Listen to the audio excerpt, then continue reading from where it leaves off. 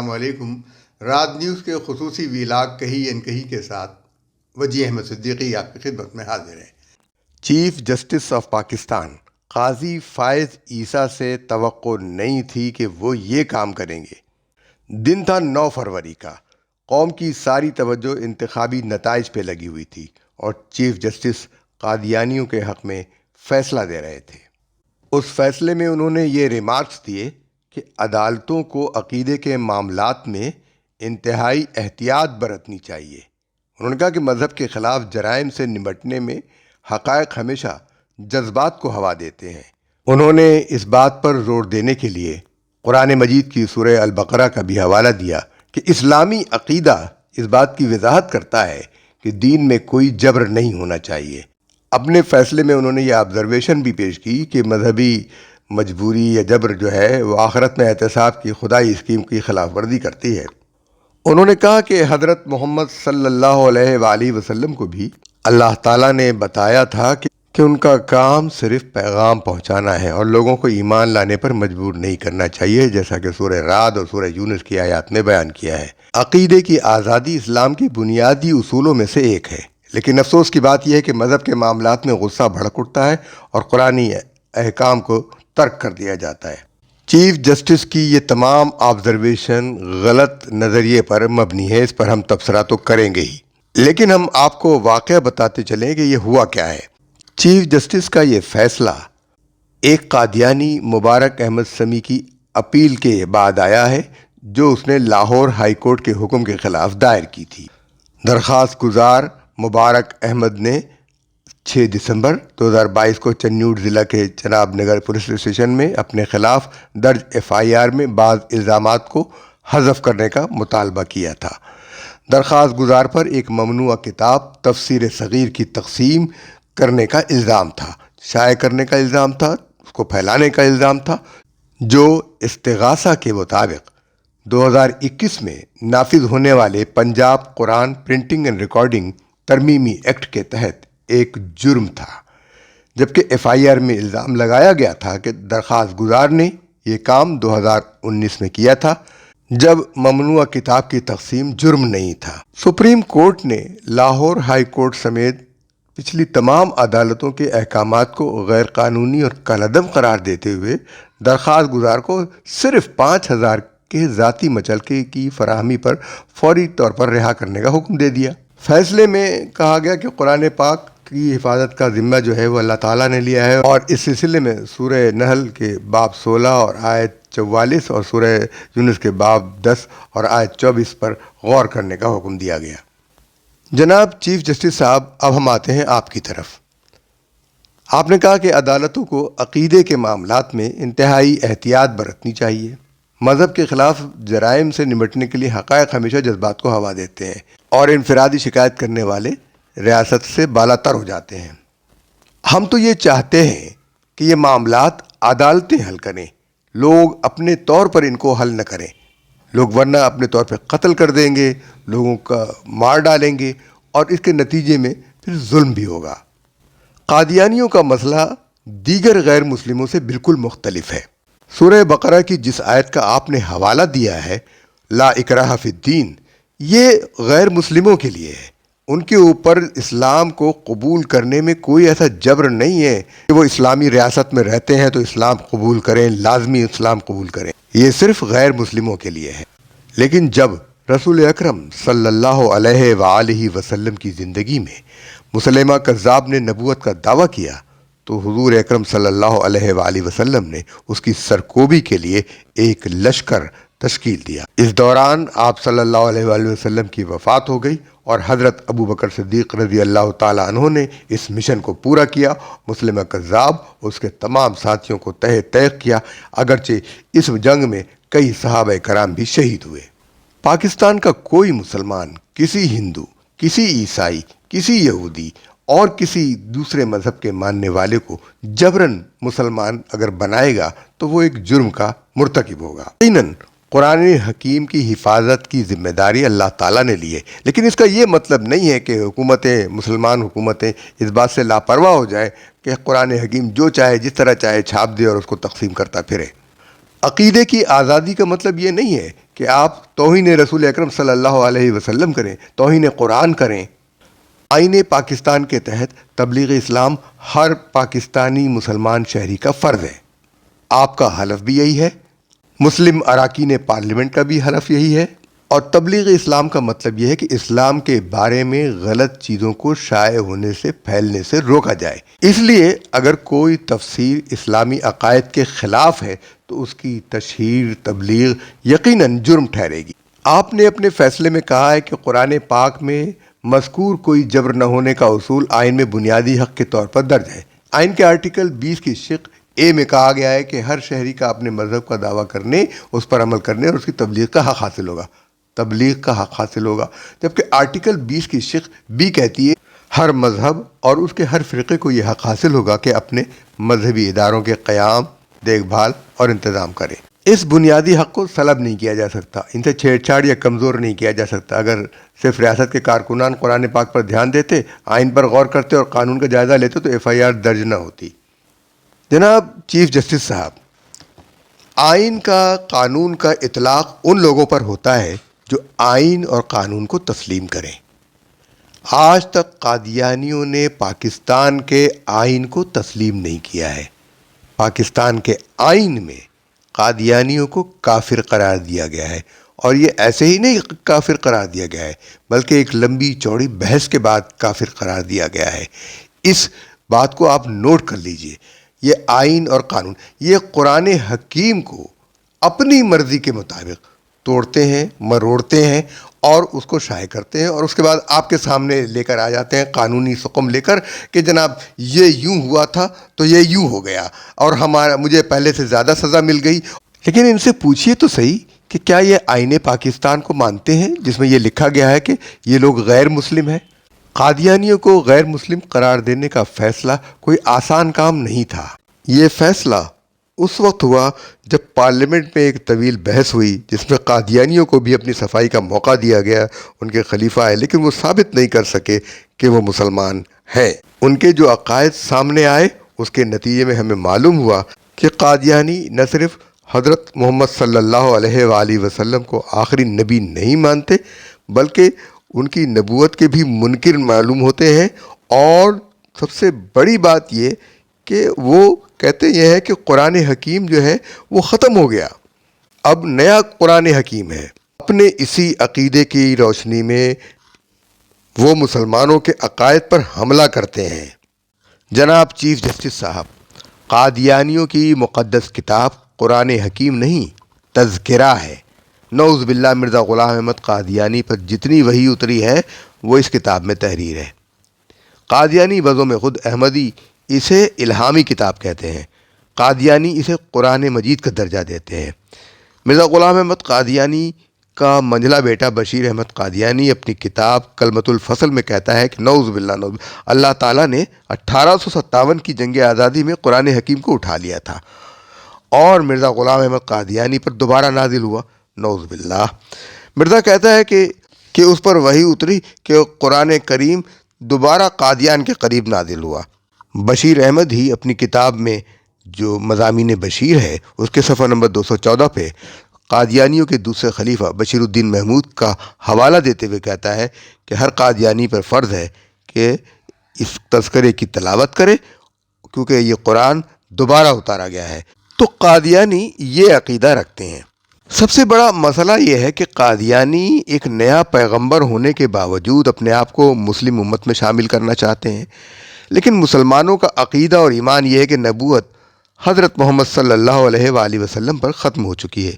اس لیے اگر قادیانی اس کے باوجود مرزا غلام احمد قادیانی کو نبی مانتے ہیں اور اس کے کلام کو وہی جانتے ہیں تو ان کا قرآن سے کوئی رشتہ نہیں۔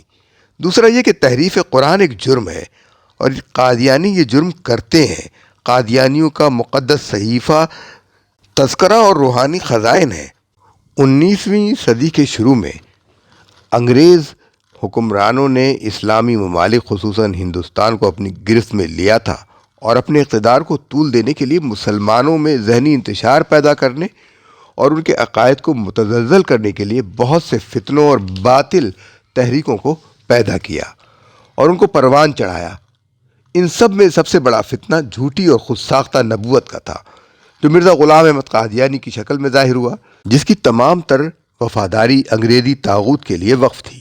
مرزا غلام احمد قادیانی نے مجدد، محدث، ملہم من اللہ، مسیح موعود، ذلی نبی، بروزی نبی کے علاوہ بہت سے دعوے کیے اور آخر میں مستقل صاحب شریعت نبی ہونے کا دعویٰ کیا اور اپنی جعلی نبوت کے ذریعے امت محمدیہ کا رشتہ اعاذ باللہ نعوذ باللہ حضور اکرم صلی اللہ علیہ وسلم سے کاٹنے کی ناپاک جسارت کی اور اپنے آپ کو بے نہیں محمد رسول اللہ قرار دیا، انبیاء کی توہین کی، اہل بیت و صحابہ کرام رضوان اللہ اجمعین کو برا بھلا کہا، اپنے ماننے والوں اور چمچوں کرچھوں کو صحابہ کے نام سے پکارا، اپنی بیوی کو ام المومنین اور اپنے گھر والوں کو اہل بیت سے تعبیر کیا۔ غرض یہ کہ اسلام کے مقابل ایک نئے متوازن دین کا تصور پیش کیا۔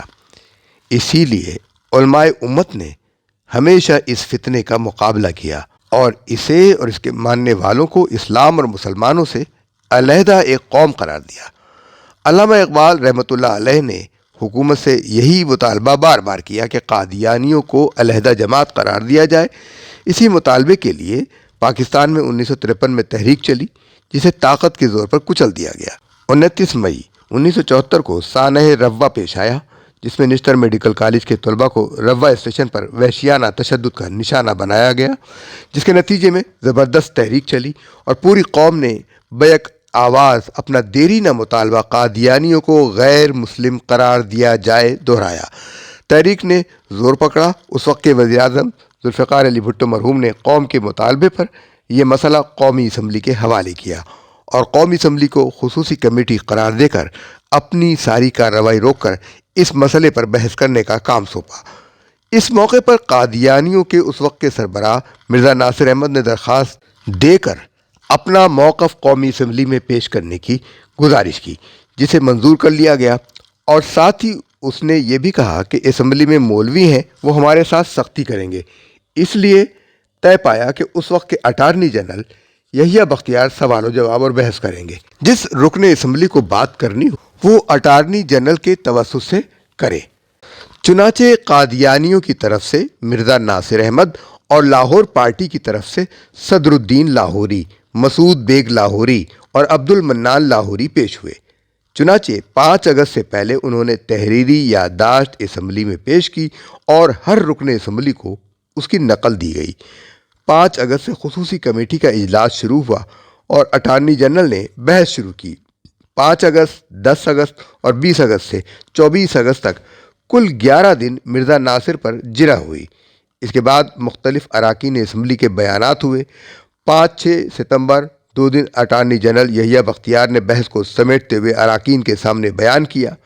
اٹارنی جنرل کا یہ بیان پڑھنے سے تعلق رکھتا ہے اور اس سے قادیانیت کی پوری تصویر سامنے آ جاتی ہے اور واضح ہو جاتا ہے کہ قادیانی خود کو مسلمانوں سے علیحدہ سمجھتے اور علیحدہ ہی سمجھتے آئے ہیں۔ جس مقدمے کا چیف جسٹس صاحب آپ نے فیصلہ دیا ہے اور اس کو اجازت دے دی ہے کہ قرآن کی منمانی تشریح اور ترجمے کو پھیلائے، کیونکہ کچھ سال پہلے قادیانی ملونوں کا ایک پریس پکڑا گیا تھا جس میں مرزا ملون کی تفسیر قرآن کو چھاپا جا رہا تھا، جس پر پریس کے مالک کے خلاف FIR درج کی گئی۔ 6 فروری کو جب پورا پاکستان الیکشن کے معاملات میں مگن تھا، سپریم کورٹ نے اس ملون کی پٹیشن پر فیصلہ سنا کر اس کے خلاف FIR کو ختم کر کے اس کو بری کرنے کا حکم دے دیا۔ مزید یہ بھی حکم دے دیا کہ قادیانیوں کو دیگر کافروں کی طرح پاکستان میں اپنے مذہب پر عمل کرنے اور ترویج کرنے کی اجازت ہے۔ اس ضمن میں وہ اپنی کتب شائع کر سکتے ہیں، ان کی ترویج کر سکتے ہیں۔ اس فیصلے نے تکنیکی طور پر قادیانیوں کو پاکستان میں مکمل آزادی دے دی، کیونکہ قادیانی ملعون اپنے مذہب کے دلائل قرآن و حدیث کی منمانی تشریح کر کے لوگوں کو گمراہ کریں گے۔ اگر ان کو یہ آزادی مل گئی تو یہ آئین پاکستان کی نہ صرف توہین ہوگی بلکہ اس کے ساتھ ایک سنگین مذاق ہوگا۔ لیکن افسوس یہ ہے کہ تمام علماء کرام، تمام مذہبی جماعتوں نے اس بات کو محسوس ہی 6 اور 7 ستمبر کو جو تقریر اٹارنی جنرل یحییٰ بختیار نے پارلیمنٹ میں کی، اس کے چند اقتباسات ہم آپ کو سناتے ہیں۔ انہوں نے کہا اگر فیصلہ خلاف ہوتا ہے تو یہ اس جماعت پر اثر انداز ہوگا۔ مرزا غلام احمد نے مسیح موعود ہونے کا دعویٰ کیا اور پھر کہا نبی 2 قسم کے ہوتے ہیں، میں مرزا بشیر الدین محمود کی کتاب احمدیت اور سچا اسلام صفحہ 28 کا حوالہ پیش کرتا ہوں۔ مختصراً، نبی دو قسم کے ہوتے ہیں، ایک وہ جو صاحب شریعت ہوتے ہیں جیسا کہ حضرت موسیٰ علیہ السلام، دوسرے وہ جو بنی نوع انسان کے گمراہ ہو جانے کے بعد اللہ کا قانون دوبارہ نافذ کرتے ہیں، جیسا کہ علیجہ، عیسیٰ، ایزکیل، دانیال اور یسوع علیہ السلام۔ مسیح موعود نے بھی آخر الذکر نبیوں جیسا نبوت کا دعویٰ کیا اور وثوق کے ساتھ کہا کہ جس طرح یسوع علیہ السلام حضرت موسیٰ علیہ السلام کی شریعت کے آخری خلیفہ تھے، اسی طرح مسیح موعود اسلامی شریعت کے آخری خلیفہ ہیں۔ تحریک احمدیہ کی اسلام کے دیگر فرقوں کے مقابلے میں وہی حیثیت ہے جو عیسائیت کی یہودیت کے مقابلے میں ہے۔ اس پر تبصرہ کرتے ہوئے اٹارنی جنرل یحییٰ بختیار فرماتے ہیں، جناب والا یہاں پر ایک موازنہ کیا گیا ہے۔ وہ کہتا ہے کہ حضرت عیسیٰ علیہ السلام بغیر شریعت کے نبی تھے، اس کا تعلق یہودی نسل سے تھا جو کہ حضرت موسیٰ علیہ السلام کی شریعت پر کاربند تھا۔ آگے کہتا ہے کہ مرزا غلام احمد کی پیغمبر اسلام کے مقابلے میں وہی حیثیت ہے جو حضرت عیسیٰ علیہ السلام کی حضرت موسیٰ علیہ السلام کے مقابلے میں تھی۔ جناب والا، ہر مذہبی معاشرہ اور مذہبی نظام کے مطابق کسی بھی نبی کے پیروکار اپنے نبی کی ذات کے گرد ہی گھومتے ہیں۔ معاشرہ اسی طرح چلتا ہے۔ یہودی مذہب میں حضرت موسیٰ علیہ السلام کی ذات ہے، عیسائی مذہب میں حضرت عیسیٰ علیہ السلام ہے، اور اسلام میں حضرت محمد صلی اللہ علیہ وآلہ وسلم کی ذات اقدس ہے۔ جب حضرت عیسیٰ علیہ السلام یہودی معاشرے میں تشریف لائے تو فرمایا، یہ خیال مت کرو کہ میں سابقہ قانون شریعت یا نبیوں کو رد کرنے آیا ہوں، میں ان کی تردید نہیں بلکہ تکمیل کرنے آیا ہوں۔ اس فرمان کی اہمیت پر غور کریں۔ میں سابقہ قانون شریعت یا نبیوں کو رد کرنے نہیں آیا، میں ان کی تردید نہیں تکمیل کے لیے آیا ہوں۔ مرزا غلام احمد کہتا ہے، میں کسی تبدیلی کے لیے نہیں آیا، قرآن کا ایک نقطہ بھی تبدیل کرنے نہیں آیا، میں تو اس کا احیا کرنا چاہتا ہوں۔ اٹارنی جنرل یحییٰ بختیار سوال کرتے ہیں، اگر آپ ایک ہی امت میں سے ہیں تو بھائی بھائی ہیں، تو پھر ایسے احکام کیوں دے رہے ہیں؟ اور یہ بھی کہتے تھے کہ میں امتی ہوں اور وہی عقیدہ رکھتا ہوں۔ جناب والا، اس مرزا غلام احمد نے نماز اور نماز جنازہ کے متعلق بھی احکام جاری کیے۔ میرے پاس کئی ایک حوالہ جات ہیں، مگر میں آپ کا وقت ضائع نہیں کروں گا۔ کمیٹی یہ حوالہ جات سماعت کر چکی ہے۔ مرزا ناصر احمد نے بڑی شدت سے یہ اصرار کیا کہ ہم غیر احمدیوں کی نماز جنازہ اس لیے نہیں پڑھتے کہ مسلمانوں کے تمام فرقوں نے ہمارے خلاف فتوے دیے تھے، وہ ہمیں کافر کہتے ہیں۔ کفر کے فتووں کی گھن گرج میں ہم ان مسلمانوں کے جنازے میں شریک نہیں ہو سکتے۔ چیف جسٹس صاحب نوٹ کریں کہ اٹارنی جنرل یحییٰ بختیار، جن کا تعلق آپ کے ہی صوبے سے تھا اور وہ قائد اعظم کے ساتھی تھے، وہ یہ کہتے ہیں اپنی آبزرویشن کہ وہ کئی روز تک اس بات پر مصر رہے اور اسی طرح کئی دن ضائع ہو گئے۔ در حقیقت میں یہ چاہتا تھا کہ مرزا ناصر احمد صاف گوئی سے کام لیں۔ اگر آپ کا کوئی عقیدہ ہے تو صاف گوئی سے کہیں، ٹال مٹول کیوں؟ لیکن مجھے افسوس کے ساتھ کہنا پڑتا ہے کہ انہوں نے ٹال مٹول سے کام لیا اور بار بار یہی اصرار کیا کہ ان فتووں کی وجہ سے ہمارے مسلمانوں کے ساتھ نماز نہیں پڑھتے۔ قائد اعظم کی نماز جنازہ کے متعلق مرزا ناصر احمد نے کہا، چونکہ علامہ شبیر احمد عثمانی نے ہمارے خلاف فتویٰ دے رکھا تھا، اس لیے سر ظفر اللہ نماز جنازہ میں شریک نہیں ہوا۔ میں نے سوال کیا کہ چلیں ایسا ہی صحیح، یہ بتائیں آپ نے اپنے امام کے پیچھے کسی اور جگہ پر غائبانہ نماز جنازہ کیوں ادا نہ کی؟ تو مرزا ناصر احمد نے جواب دیا، اسے معلوم نہیں احمدیوں میں سے کسی نے نماز جنازہ پڑھی تھی یا نہیں۔ اسے جواب کو ٹال دیا۔ مجھے افسوس سے کہنا پڑتا ہے یہ سلسلہ کئی روز تک جاری رہا اور کمیٹی کو معلوم ہے کہ آخرکار کیا نتیجہ نکلا۔ ان کا خیال تھا کہ وہ فتووں کے بہانے میدان مار لیں گے، لیکن آخرکار میرے ایک سوال پر حقائق سامنے آ ہی گئے۔ میں نے سوال کیا کہ کیا مرزا غلام احمد کا ایک بیٹا فضل احمد نام کا تھا جو احمدی نہیں ہوا تھا؟ مرزا ناصر احمد نے کہا، یہ بات درست ہے۔ پھر میں نے پوچھا، فضل احمد مرزا صاحب کی زندگی میں ہی فوت ہو گیا تھا؟ جواب دیا، یہ بھی درست ہے۔ میں نے سوال کیا، کیا مرزا صاحب نے اپنے بیٹے فضل احمد کی نماز جنازہ پڑھی؟ مرزا ناصر احمد نے جواب دیا، نہیں۔ میں نے سوال کیا، فضل احمد نے مرزا صاحب کے خلاف کوئی فتویٰ دیا تھا؟ مرزا ناصر احمد نے جواب دیا، نہیں۔ پھر میں نے پوچھا، کیا فضل احمد سے مرزا صاحب ناراض تو نہیں تھے؟ کیونکہ مرزا صاحب نے خود کہا تھا کہ بڑا فرما بردار بیٹا تھا، اس نے کبھی شرارت نہیں کی، اور کہ میں ایک دفعہ بیمار پڑ گیا، جب میں نے آنکھیں کھولیں تو یہ بچہ فضل احمد کھڑا تھا اور رو رہا تھا۔ ان سب باتوں کے باوجود مرزا غلام احمد نے فضل احمد کی نماز جنازہ پڑھنے سے انکار کر دیا کہ وہ اس کو مسلمان نہیں سمجھتا تھا۔ مرزا غلام احمد اس کو کافر سمجھتا تھا۔ چنانچہ فتووں کی تمام کہانیاں بے معنی ہو کر رہ گئیں۔ پھر آگے چل کر اپنی تقریر میں وہ کہتے ہیں 1901 میں مرزا صاحب نے اپنے پیروکاروں کو مردم شماری میں ایک الگ فرقے کے طور پر رجسٹر کرانے کا حکم دیا، جو کہ اپنے آپ کو احمدی مسلم کہتے تھے۔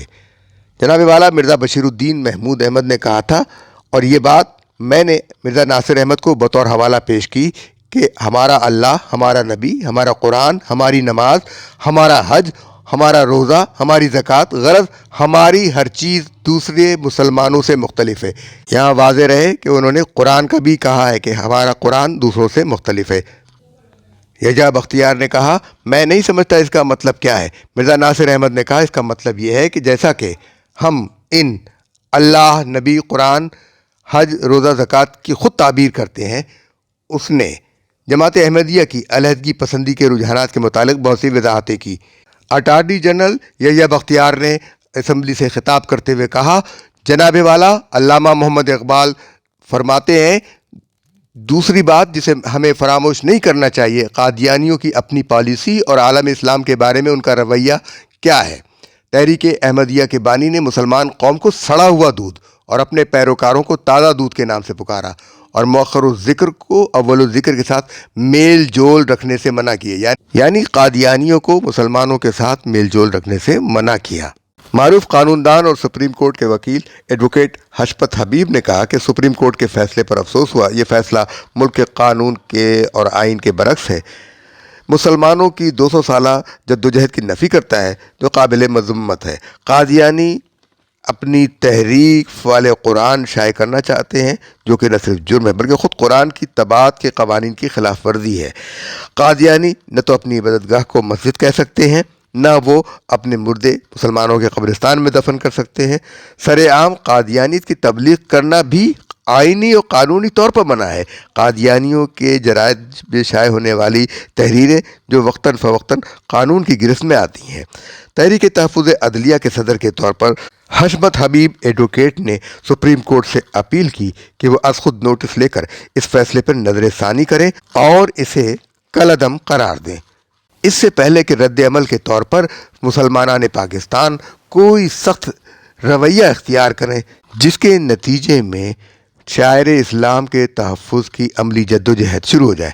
سپریم کورٹ کی جو بھی ساکھ ہے اس کو بدترین نقصان پہنچے گا۔ ابھی بھی سپریم کورٹ کے دامن پہ ایک داغ لگا ہوا ہے کہ اس نے آسیہ ملعونہ کو بری کیا، اور جس کا ازالہ کرنا آج تک مشکل ہو رہا ہے۔ عقل سے کام لیا جائے۔ آپ اس فیصلے پر ریویو کریں اور FIR کو دوبارہ مؤثر کریں۔ بعد نیوز نے یہ خصوصی گفتگو حشمت حبیب ایڈوکیٹ سے کی تھی، جس کے بعد انہوں نے اس رد عمل کا اظہار کیا۔ ہمیں بھی یہ خطرہ ہے کہ کہیں لوگ سڑکوں پر نہ آ جائیں اور معاملہ کسی اور طرف نہ چلا جائے۔ عدالتیں بھی آئین، قانون اور اسلام، قرآن اور اس کے تحفظ کا مظاہرہ کریں، قرآنی آیات کو مس انٹرپریٹ نہ کریں۔ بلا شبہ اسلام میں کوئی جبر نہیں ہے۔ دائرہ اسلام میں آنے کے بعد اسلام کے قوانین کو ماننا ہر مسلمان پہ فرض ہے۔ بلا شبہ قرآن کی حفاظت کا ذمہ اللہ تعالیٰ نے خود لیا ہے، لیکن اس کا یہ مطلب نہیں ہے ہرگز کہ مسلمانوں کے اوپر سے قرآن کی حفاظت کی ذمہ داری ختم ہو گئی ہے۔